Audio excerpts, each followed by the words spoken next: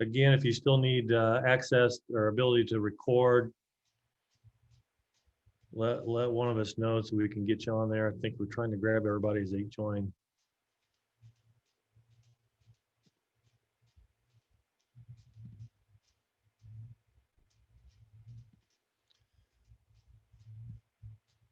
All right, Coach, it's 1 o'clock. Why don't we go ahead and start? If you got a little bit of an opening statement, then we'll open it up for questions today.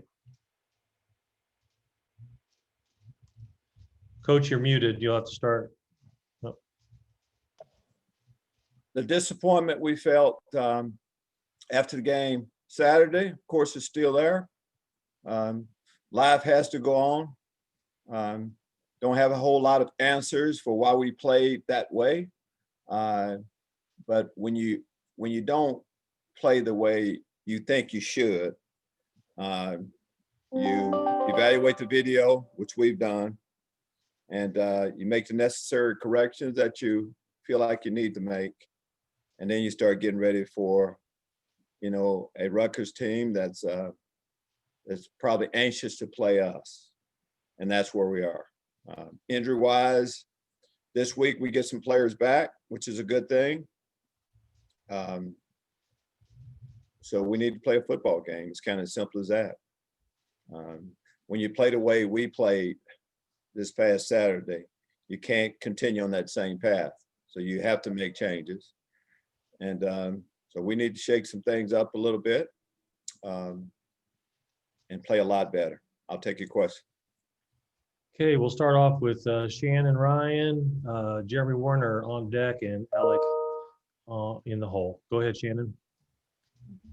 Hi, Lovie. Rayvon Bonner said today he entered the transfer portal, wanted more opportunities elsewhere, but also said he felt like opting out could be held against him by the team or the staff. Do you have any response to that, or what was your message to players who opted out, or to him specifically? For all of our players, Shannon, that opted out, they had that option to opt out. When there's something, you said though, you said coaches did what now? He said he felt like he wouldn't be welcomed back. By who? Because of opting out. By me, the head football coach? He did not say by you. Well, when you accuse someone of that, I'd like to know the name. If there's somebody that made Rayvon feel unwelcome. Rayvon opted out like some of our other players did. And Rayvon is in school working on his graduate degree right now. So I don't know exactly what we did that was wrong. I've communicated with Rayvon this week. He went into the transfer portal, I think this past week. I communicated with him, I think maybe yesterday or the day before. So I don't buy that of him. We don't treat our players that way. And when they decide to go somewhere else, they have the option to do that.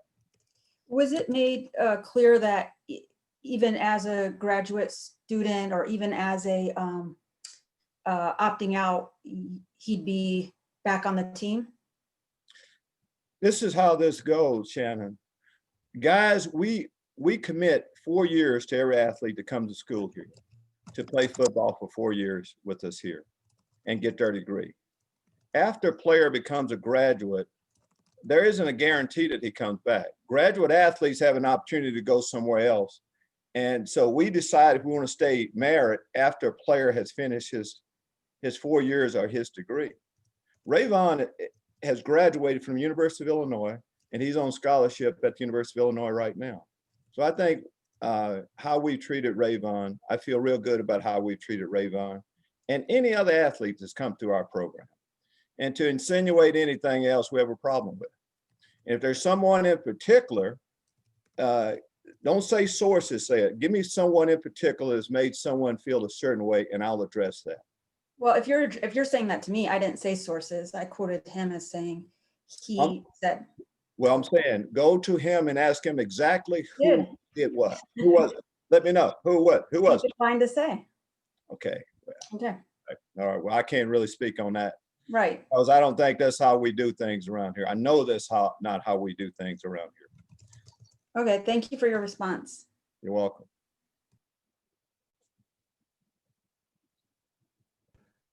Good afternoon, Lovie. I just wanted to clarify that the players who are in contact tracing, are they all available this week?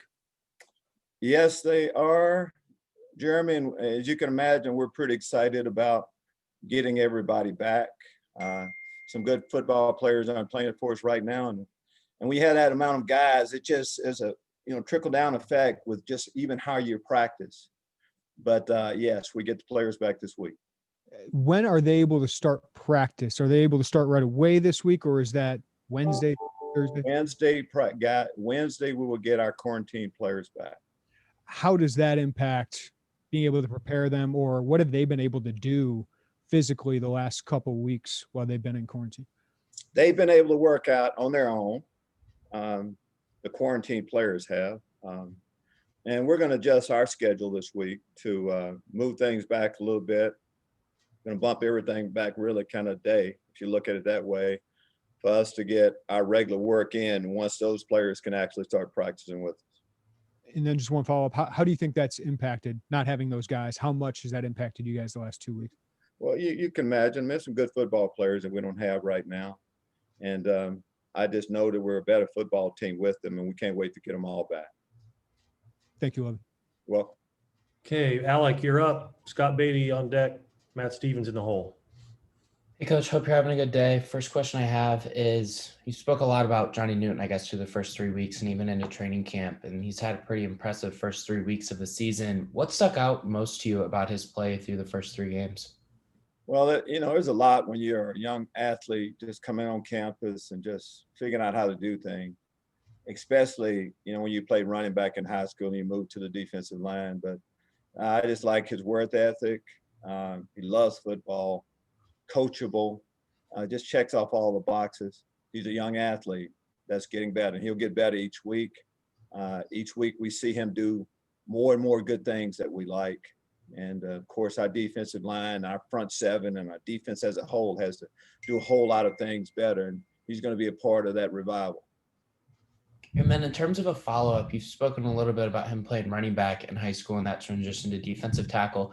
Do you think that that's kind of helped him maybe a little bit at the Big Ten level and kind of understanding how a running back's mind may work in certain situations now that he's on the other side of the ball? Well, I don't know if it gets, you get that deep into it. I just think that, the athletic ability that you have to play running back, I think helps you when you're down in the pit in a bent knee position. And the explosion and all those things you see as a running back, I think that helps you as a defensive lineman. Yes. And then last follow-up that I have, he's just a freshman, but what do you think his ceiling is maybe as a Big Ten player or even a potential NFL player, if you can project that far out, I guess? I definitely can't project that far out. We're just hoping that we're going to continue to get better play each week from him. And now it's about Rutgers. We want him to play better against Rutgers this week than he played against Minnesota this past. That's all I got. Thanks, Coach. You're welcome. Okay, Scott Beatty up. Matt Stevens on deck. Good afternoon, Lovie. When it comes to the quarterback position, if you are able to share or not, but is it clear in your mind right now who your starting quarterback is intended to be on Saturday? Pretty clear in my mind, absolutely. We'll let it all play out, but yeah, pretty clear. Okay. Could you share what you've learned about Rutgers and what you know about them? Well, I know that they open up the season with a big win. Greg Shannon is an outstanding coach. Open up with a big win against Michigan State. Indiana is really playing good football. They played Indiana tough, and Ohio State's possibly the best team in the country. They played them tough, scored almost 30 points against them. And it's a team that we played every year, so we're familiar with the personnel. Whenever you go on the road, of course, it's tough duty, but we're underdogs again, and I see why, because as much as anything, we're playing Rutgers, but it's about us playing our best ball, and we haven't done that. That's why we're anxious to practice this week and put a better product on the football field this weekend. And then you mentioned watching the tape. Is sometimes I've heard of coaches when after certain games, they'll just say, let's forget about it. Let's not watch the tape. Let's just wash this from our mind. But is the tape on this past weekend's game instructive for your guys? Very much so, and we definitely did not move on to the next game. We watched this game in detail, every snap, numerous times.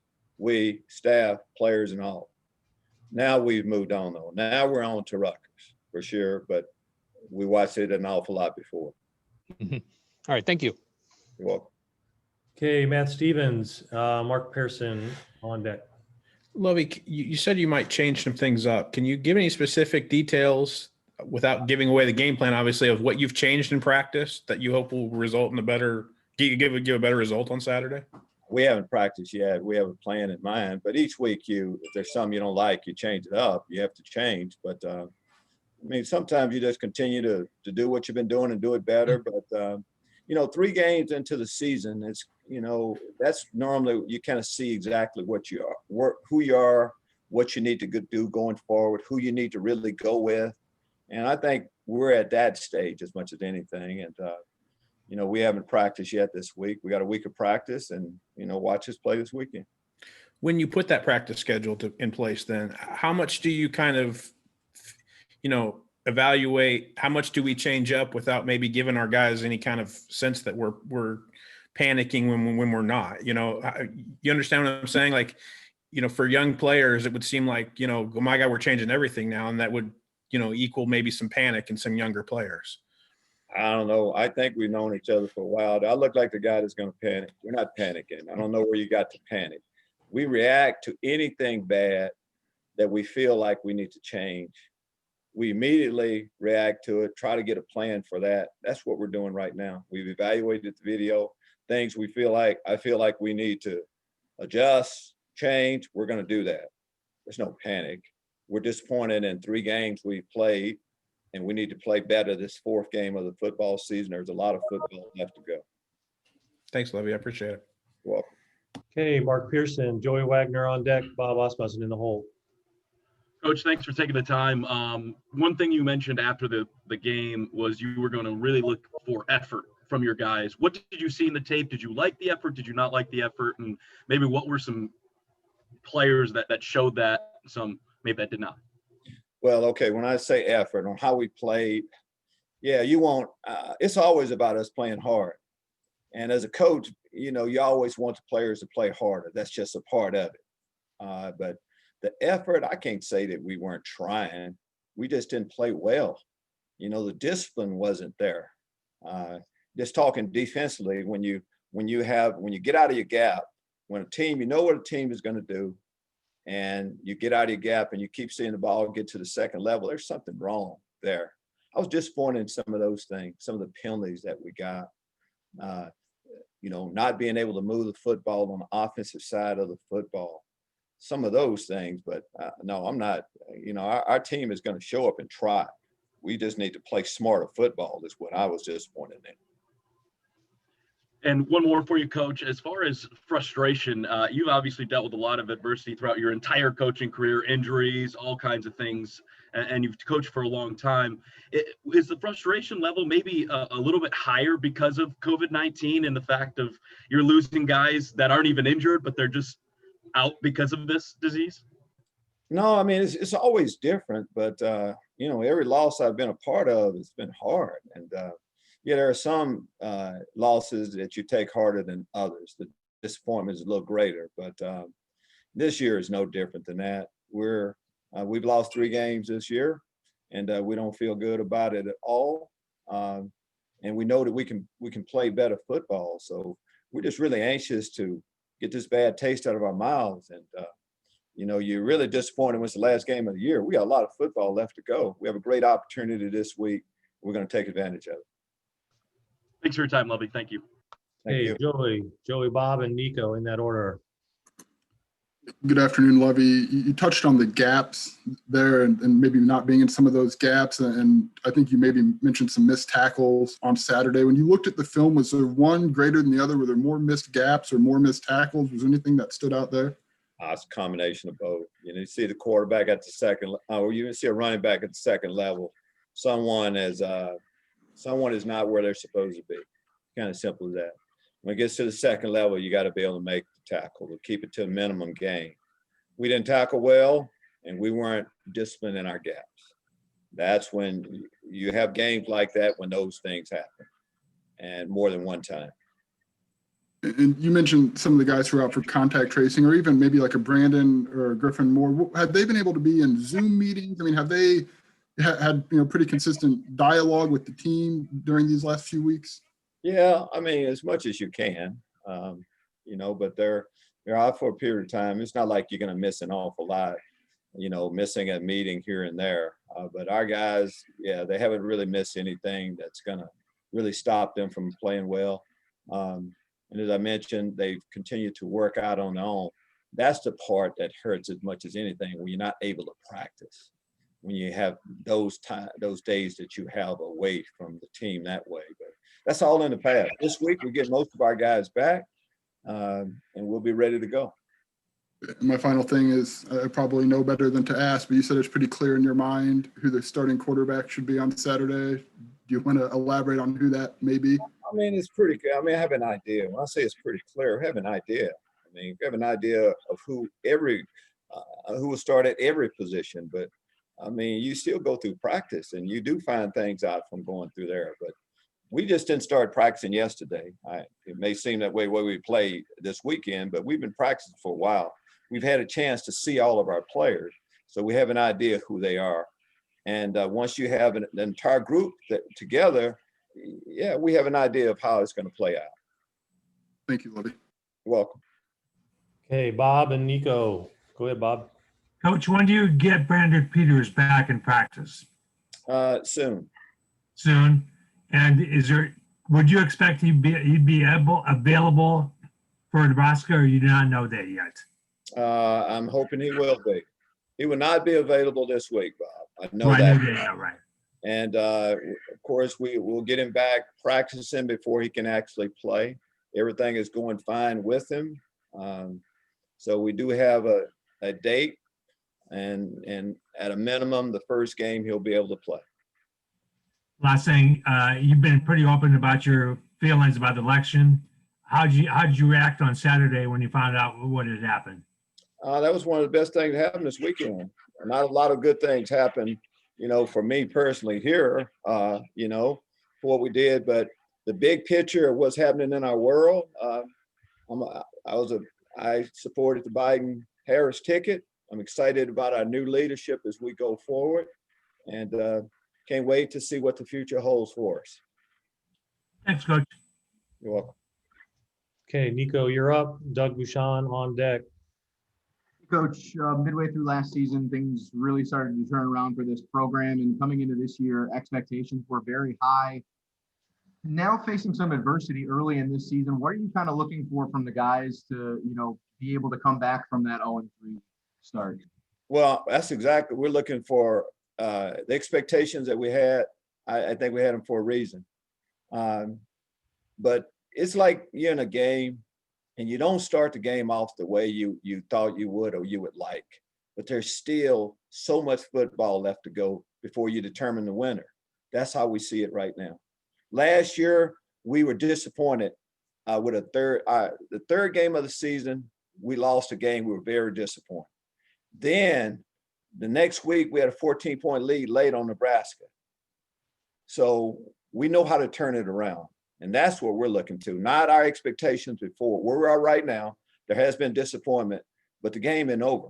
The season isn't over, and we need to play football our best football starting this week, and I think we will.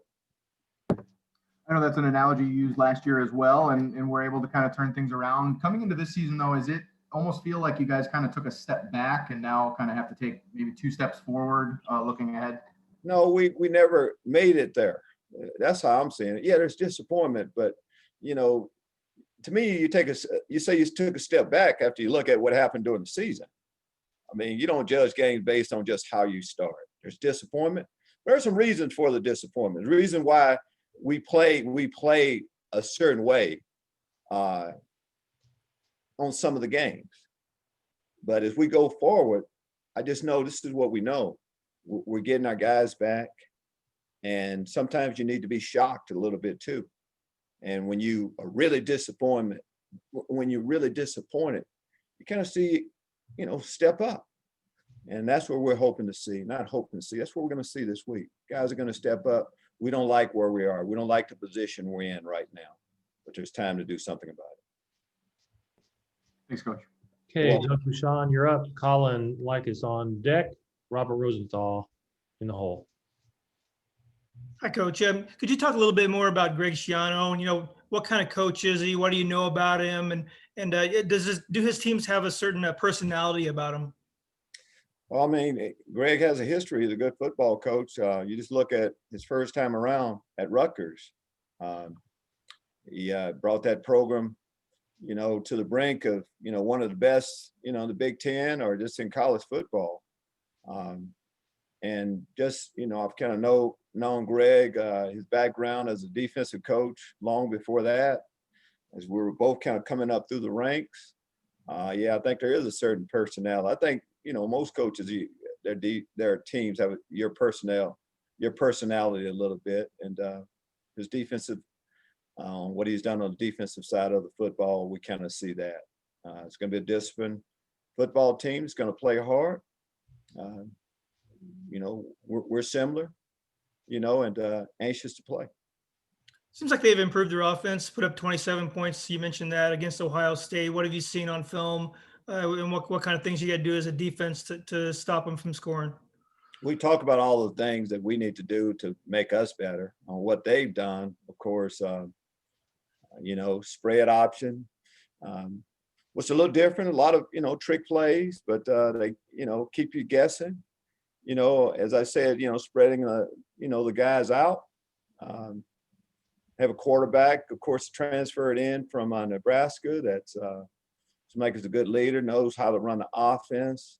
I wouldn't say that he's a running quarterback, but he's definitely capable of doing that and just running their offense.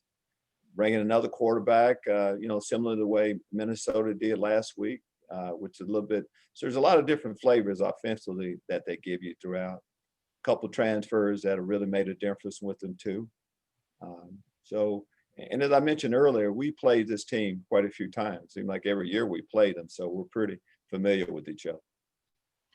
Just the last thing, defensively, they've given up quite a few points, but they're actually very similar to Illinois in the fact that they're better at stopping the run this year. I think just three yards per carry.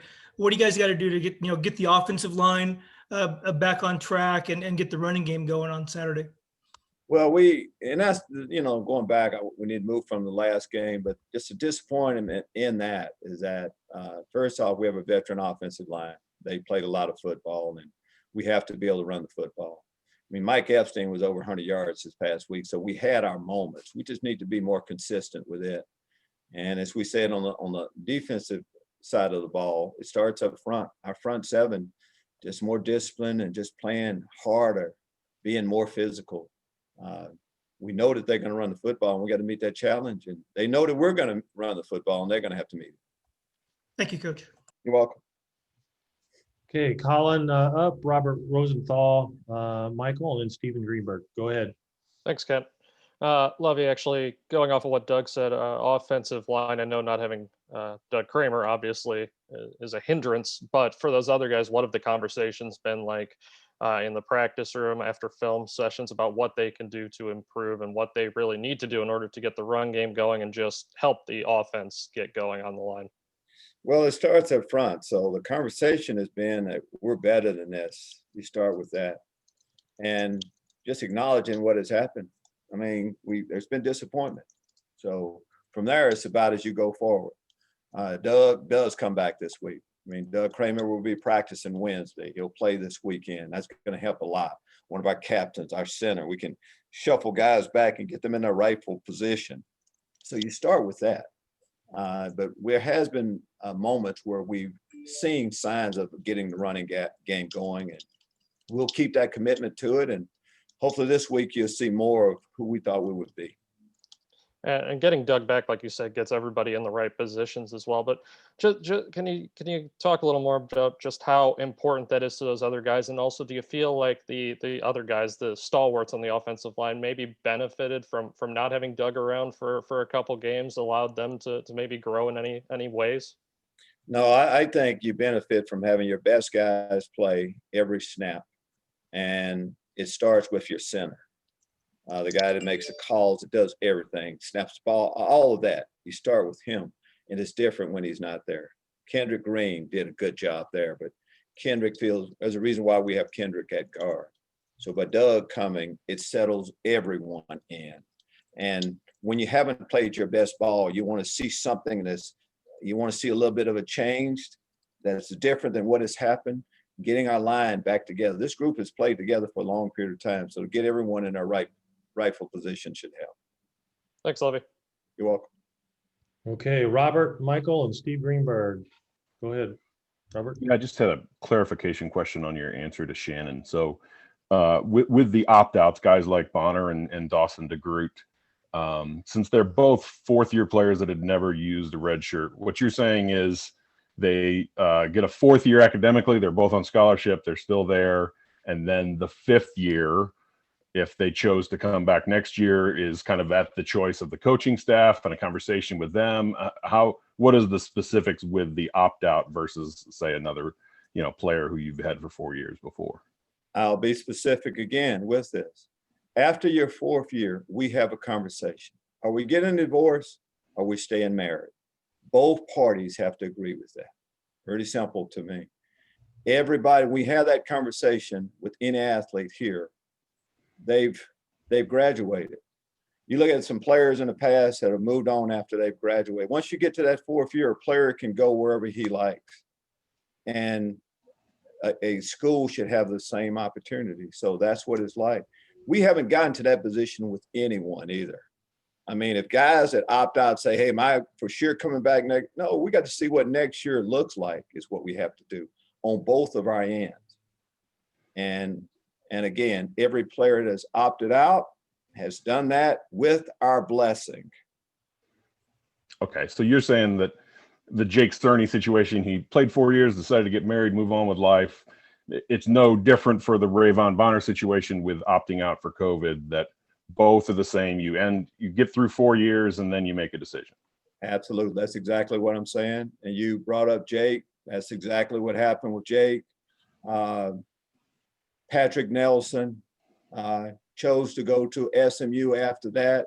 But these guys all are leaving with their degree from the University of Illinois. I think that's fair on both ends. And so there's no difference with a COVID opt-out of saying, okay, well, he just didn't want to be there because of COVID. He didn't technically have a fourth year on the field, and so maybe this guy comes back. It's the same conversation as it's always been, is what you're saying. It's the same conversation, but there's nothing guaranteed for tomorrow. And we could have a totally different football team for it. So we hadn't gotten into that. We're just getting through this year right now, 2020, the rules that we have in place. If you feel safe here in a safe environment to play on the football team, we want you here, everyone that wants to be. And if you don't, you can opt out. All those guys are still on scholarship around somewhere doing their thing. Yes. Okay, thanks. You're welcome. Okay, Michael, and then Steve Greenberg to wrap things up. You're on mute, Michael.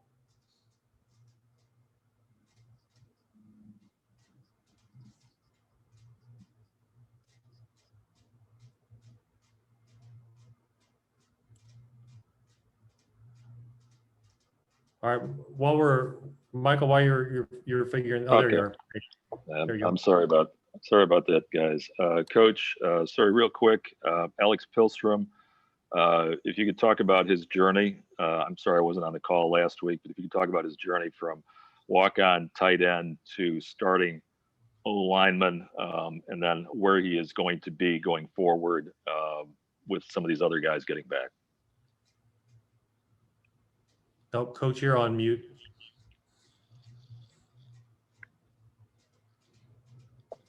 I am. Thank you, Kent. I don't know how that happened. Talking about Alex's journey. you know, everyone that come to a program on scholarship, some that aren't given a scholarship initially decide to walk on and earn a scholarship. Alex came here, loved the University of Illinois, had history with us, family-wise, but felt like he could come here and earn a scholarship. And he went to work with that right away.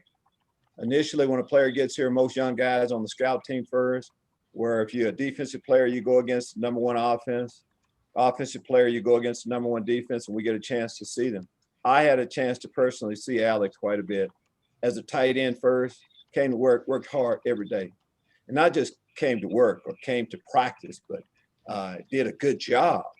So you have an idea of guys that eventually will earn a scholarship. You start getting stronger, bigger. And so that's kind of how it turned out.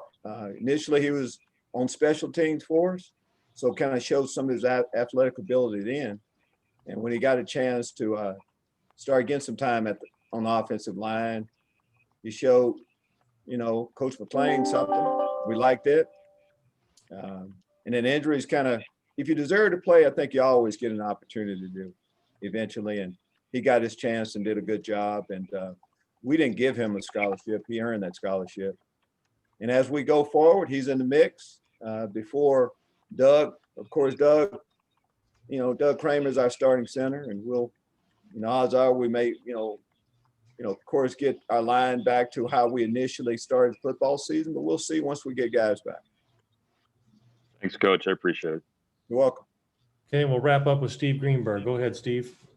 Good afternoon, Lovie. This is maybe a little bit of a heavy way to end it after half an hour, but you're not going to panic. That's understood. But there's a pretty clear danger of the season kind of getting away. How demanding, how stressful is this moment for you and for the program? And you feel like you're at a crossroads here. It could really break either way. We're a few things you said. We're disappointed. We've lost 3 games. We realize how many games we have left to go in the season. But we're optimistic about our future too. We know we're a better football team, and we get a chance to prove that. So as far as the stress, there's disappointment when you don't play your best football. That's where we are. As we look at what's going to happen in the future, I can't wait to see our football team together. You know, because right now there was a lot of optimism going in. We haven't been together as a group this entire year. Eventually we will be. So that's what we're excited about. And this week we get reinforcements coming back, should make us better. And we expect to play better on the football field. There's no more than that. And so a quick follow-up, given, the realities that you've dealt with, things like having, being deep in the depth chart at quarterback and elsewhere. How would you expect your record, whether or not this is, of utmost importance to you, how would you expect your record and the scores to be received and interpreted by the public? Oh, to me, it's pretty simple. Nobody wants to hear about who we don't have, anything like that. We expect to play better. We need to play better. And I expect our record to say that we're going to play better when we have our best guys on the football field, but we're not. This is kind of reality on what's happened with us. And I think once we get all of our guys together, we are you're going to see a different ball club there starting this week. Past 3 disappointing losses. We expect them to play a lot better this week. Simple as that. Thank you. You're welcome. Okay, thank you, Coach. I appreciate your time today. Brett will jump on here with Coach Rod Smith here in just momentarily. So thank you, Lovie. Thank you.